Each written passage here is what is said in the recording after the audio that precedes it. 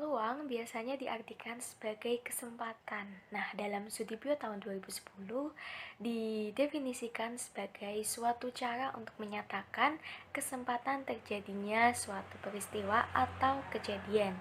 Peluang ini dapat dinyatakan secara kualitatif maupun kuantitatif. Di dalam peluang ini ada yang namanya ruang sampel. Nah, apa itu ruang sampel? Ruang sampel adalah semua kemungkinan yang terjadi dalam suatu percobaan atau kejadian.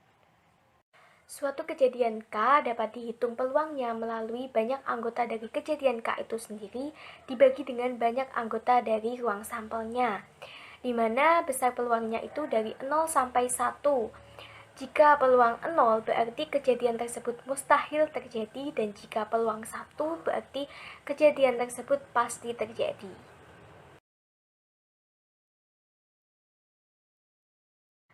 Kejadian tak saling lepas berarti terdapat daerah irisan antara dua kejadian yang terjadi secara bersamaan. Untuk menghitung peluangnya dapat digunakan kaidah penjumlahan, yaitu dari penjumlahan dua peluang kejadian yang terjadi dikurangi peluang daerah irisan. Kejadian saling lepas ini berarti dua kejadian yang tidak dapat terjadi secara bersamaan. Nah, hal ini merupakan contoh dari hubungan atau di mana peluangnya akan semakin membesar. Nah, untuk menghitung peluangnya sendiri dapat menggunakan kaidah penjumlahan. Menghitung peluang komplemen kejadian itu berarti sama dengan menghitung yang bukan kejadian tersebut. Nah, besarnya itu 1 dikurangi peluang kejadian yang terjadi.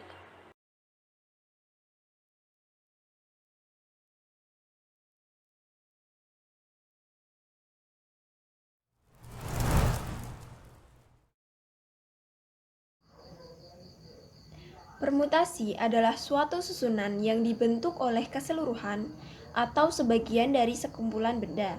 Misalkan diketahui himpunan memiliki anggota sejumlah N, maka susunan terurut yang terdiri dari R buah anggota dinamakan permutasi R dari N, ditulis sebagai PNR, di mana R lebih kecil atau sama dengan N.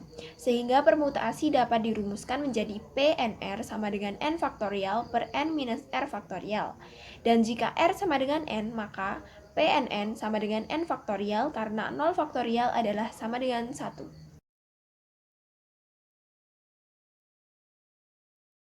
Permutasi jika ada anggota yang sama. Misalkan diketahui suatu himpunan memiliki anggota sejumlah N, di mana terdapat N1 anggota jenis 1 yang sama, N2 anggota jenis 2 yang sama, dan seterusnya, maka permutasi dapat dirumuskan menjadi P N1, N2 hingga NK dari N sama dengan N faktorial per N1 faktorial dikali N2 faktorial hingga dikali NK faktorial.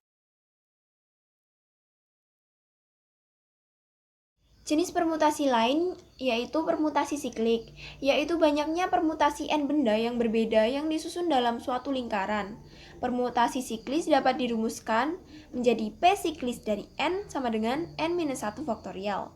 Kemudian, permutasi yang banyaknya permutasi yang berbeda dari N benda yang N1 diantaranya berjenis pertama, N2 berjenis kedua, NK berjenis ke K adalah N faktorial per N1 faktorial ditambah N2 faktorial ditambah hingga NK faktorial. Kombinasi adalah urutan R unsur dari N unsur yang tersedia dengan tidak memperhatikan urutannya. Misalkan suatu himpunan memiliki anggota sejumlah N, maka pemilihan R buah anggota dinamakan kombinasi R dari N. Kombinasi dapat dirumuskan menjadi CNR sama dengan N faktorial per R faktorial dikali N minus R, atau CNR sama dengan PNR per R faktorial. Kemudian yang terakhir, perbedaan permutasi dan kombinasi. Dari perhitungan permutasi dan kombinasi, dapat disimpulkan bahwa perbedaan antara permutasi dan kombinasi adalah permutasi memperhatikan urutan susunan anggota, sedangkan kombinasi tidak memperhatikan urutan susunan anggota.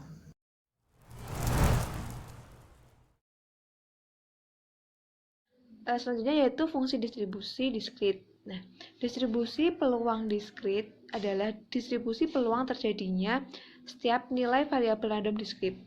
Sedangkan variabel random discrete artinya adalah variabel random yang memiliki nilai yang dapat dihitung. Jadi, dapat disimpulkan yaitu setiap kemungkinan dari fungsi variabel random discrete selalu memiliki nilai yang tidak sama dengan 0. Selanjutnya yaitu fungsi distribusi kontinu. Distribusi peluang kontinu adalah peubah acak yang dapat memperoleh semua nilai pada skala kontinu. Ruang sampel kontinu adalah bila ruang sampel mengandung titik sampel yang tak terhingga banyaknya. Syarat dari distribusi kontinu adalah apabila fungsi fx adalah fungsi padat peluang peubah acak kontinu x yang didefinisikan di atas himpunan semua bilangan real R bila fx lebih dari sama dengan 0, di mana x adalah bilangan real, integral tak hingga fx dx sama dengan 1, lalu p a kurang dari x kurang dari b sama dengan integral fx dx. Contoh dari fungsi distribusi kontinu yaitu salah satunya distribusi normal.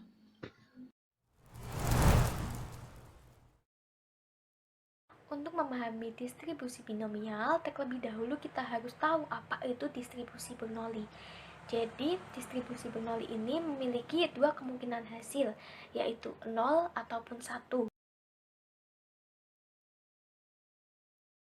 Nah, distribusi binomial ini merupakan suatu perpanjangan dari distribusi Bernoulli. Untuk sederhananya, apabila distribusi Bernoulli ini dilakukan satu kali percobaan yang menghasilkan dua kemungkinan hasil, maka distribusi binomial ini merupakan distribusi Bernoulli yang dilakukan sebanyak n kali percobaan. Dalam contoh soal ini, kita harus menghitung berapa peluang penjaga gawang yang mampu menahan 3 kali tendangan penalti. Sebelum kita menghitung, kita harus mengetahui dulu berapa besar dari masing-masing variabelnya. Untuk variabel P atau probabilitas sukses yang didefinisikan sebagai saat penjaga gawang mampu menahan tendangan penalti dengan peluang 3/5. Jadi P-nya sama dengan 3/5.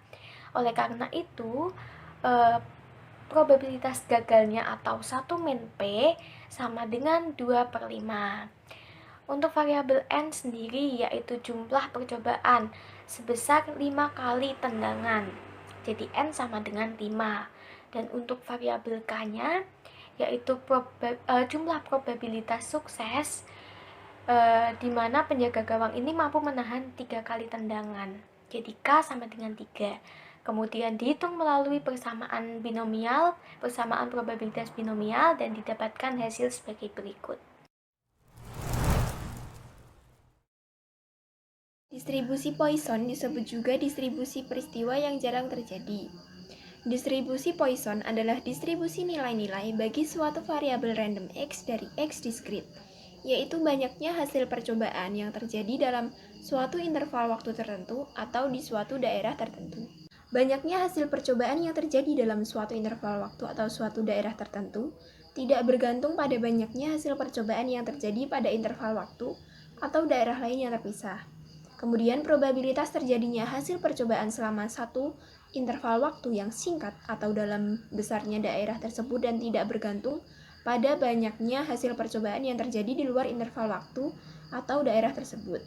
Kemudian, probabilitas lebih dari satu hasil percobaan yang terjadi dalam interval waktu yang singkat atau dalam daerah yang kecil dapat diabaikan. Probabilitas Poisson suatu peristiwa dirumuskan sebagai P dari X sama dengan X adalah lambda pangkat X dikali E pangkat minus lambda per X faktorial, atau P dari X sama dengan X adalah E pangkat minus lambda T dikali lambda T pangkat X per X faktorial. Kemudian yang kedua, probabilitas distribusi Poisson kumulatif dirumuskan sebagai PPK sama dengan sigma n X sama dengan 0 dari lambda pangkat X dikali E pangkat minus lambda per X faktorial sama dengan sigma n X sama dengan 0 dari P X sama dengan X.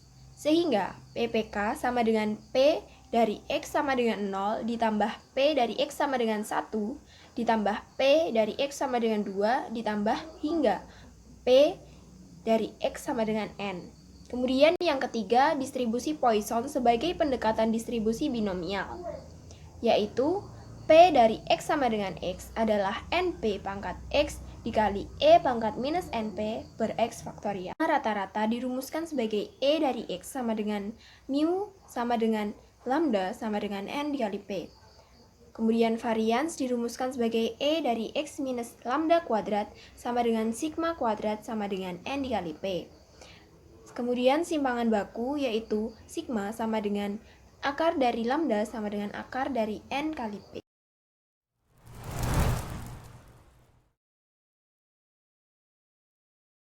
Selanjutnya, kita akan belajar mengenai distribusi Gauss atau yang sering dikenal dengan distribusi normal, yang merupakan distribusi peluang kontinu dengan grafik yang berbentuk lonceng.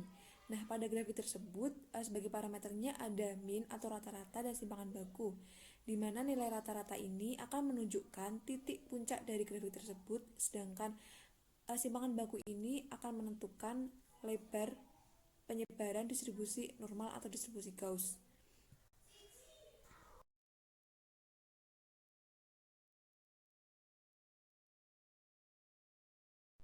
Berdasarkan contoh tersebut, kita dapat mentransformasikan nilai X ke dalam bentuk Z sehingga didapatkan nilai Z-nya ini sebesar min 1,4.